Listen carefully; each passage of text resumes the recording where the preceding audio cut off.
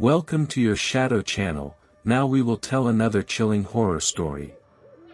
Tonight, we delve into the 3 spine-chilling horror stories set in train stations across the United States. Are you ready to get scared? Let's begin. The first story is about the Phantom of Union Station. In the heart of Washington, D.C., Union Station stands as a monument to the past and present, a crossroads for countless souls. But there is one who remains bound to the station, not by choice, but by a curse that echoes through time. As the clock tower of Union Station struck midnight, the last of the travelers hurried through its grand archways, eager to escape the impending silence. The station, a cathedral of transport, began to settle into the night, its walls whispering stories of the day's hustle and bustle. But on this particular night, a dense fog rolled in from the Potomac, shrouding the station in a ghostly veil. The air grew cold, and a sense of unease crept over the night watchman, Thomas, as he made his rounds. He had heard the tales of the Phantom of Union Station, a specter said to haunt the platforms since the early 1900s, but he had always dismissed them as mere ghost stories. As Thomas passed by the old, disused Platform 4, a chill ran down his spine. A faint sound caught his attention, a sound that shouldn't be there. The unmistakable click-clack of vintage heels on tile. He turned, and there, beneath the dim glow of the platform lights, stood a figure, a woman dressed in the fashion of a bygone era, her face obscured by a veil. Thomas stood frozen, his heart pounding in his chest as the figure glided towards him. She lifted her veil, revealing eyes that burned with an otherworldly fire. In a voice that was both beautiful and terrifying, she spoke, "Help me." Compelled by a force he couldn't understand, Thomas followed her down the platform. She led him to a spot where the tracks disappeared into darkness. "Here," she whispered. "I wait for him to return." The Phantom story unfolded, a tale of love and loss, of a fiancé who went off to war and a promise to return.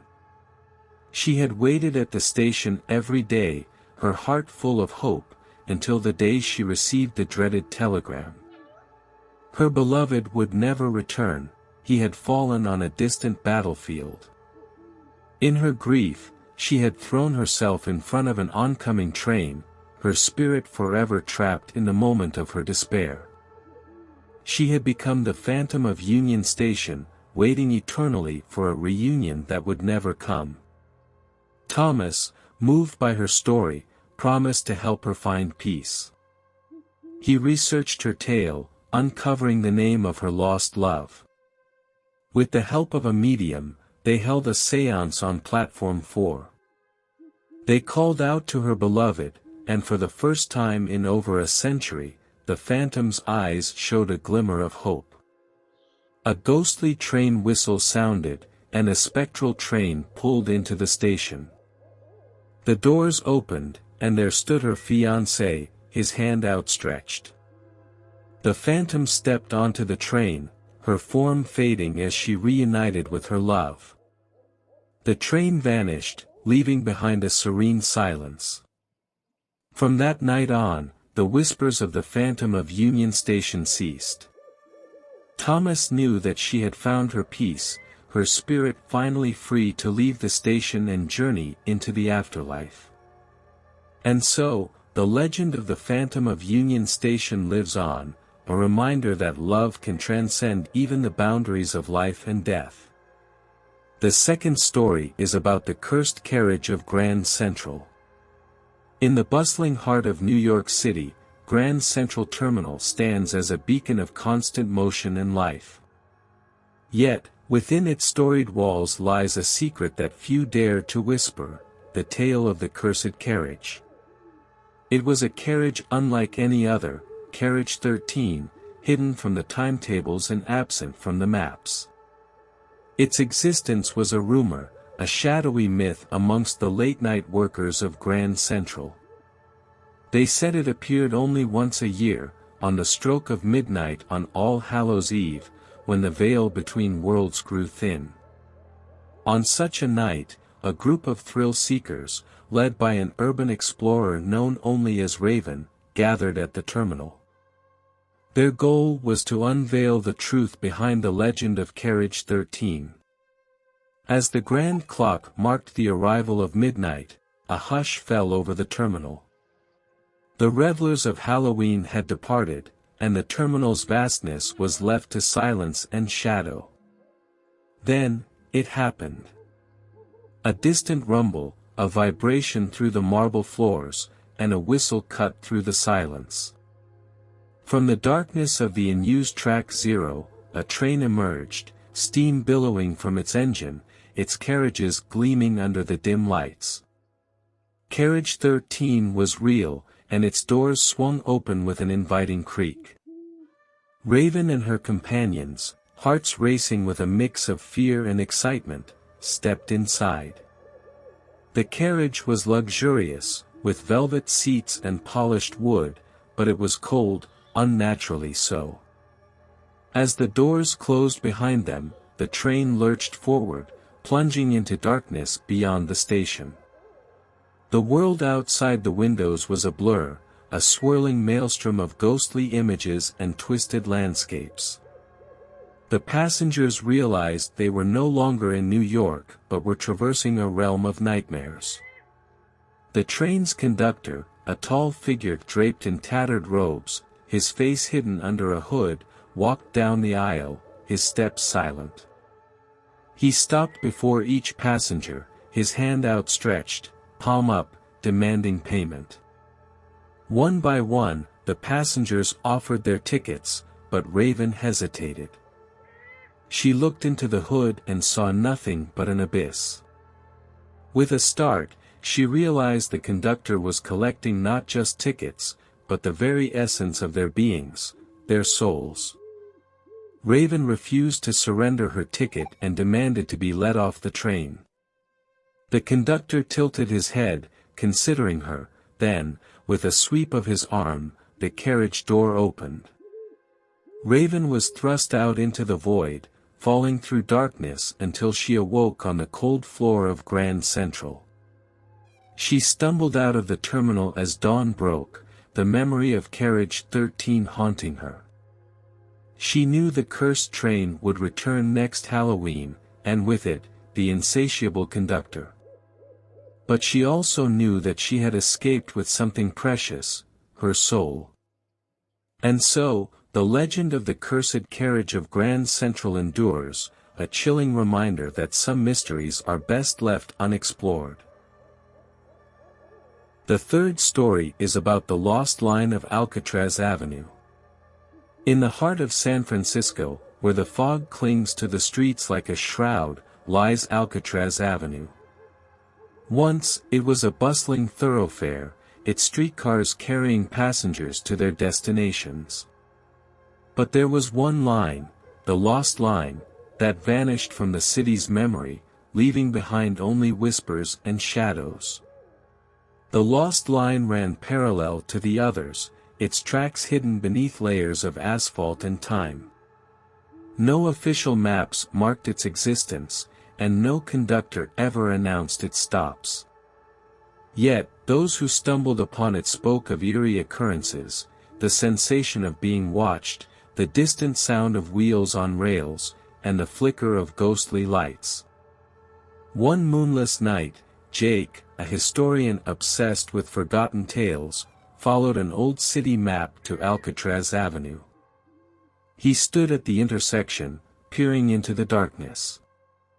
The streetlights flickered, casting elongated shadows on the pavement. Jake's breath misted in the cold air as he stepped onto the hidden tracks. The ground trembled, and a distant bell chimed, a phantom streetcar approached.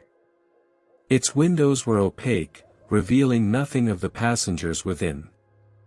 Jake hesitated but boarded anyway, driven by curiosity and a touch of madness. The interior was frozen in time.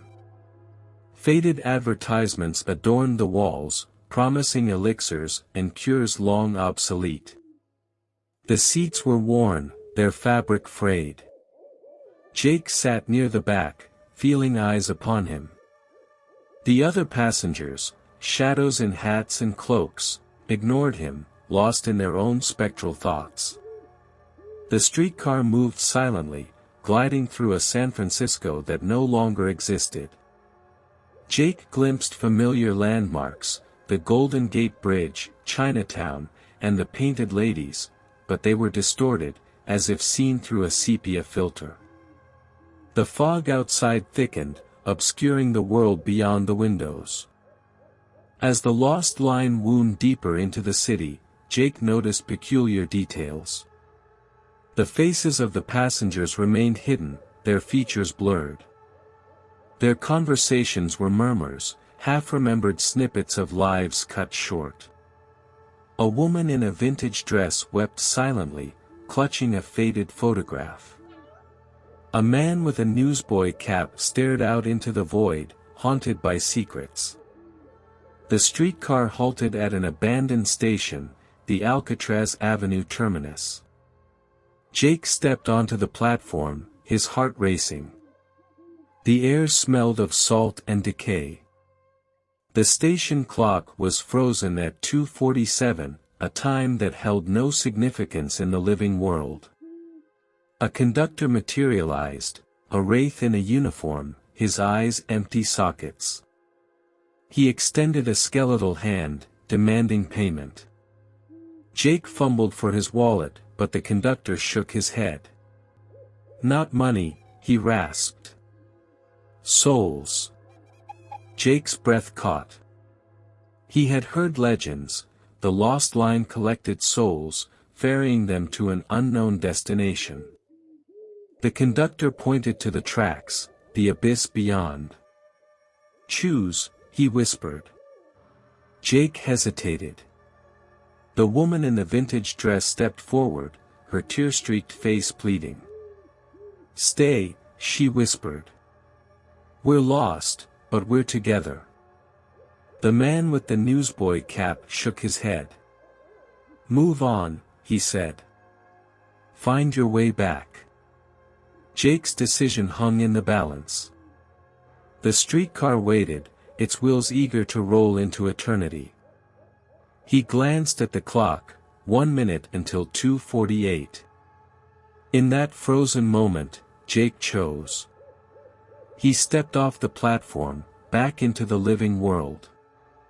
The streetcar vanished, leaving him alone on Alcatraz Avenue. But the lost line had left its mark. Jake aged differently, memories fading like old photographs. He became a keeper of forgotten stories, haunted by the faces of passengers he'd glimpsed. And sometimes, on foggy nights, he hears the distant chime of a bell, the lost line calling him back. Remember, dear reader, when you walk the streets of San Francisco, keep an eye out for hidden tracks and phantom streetcars.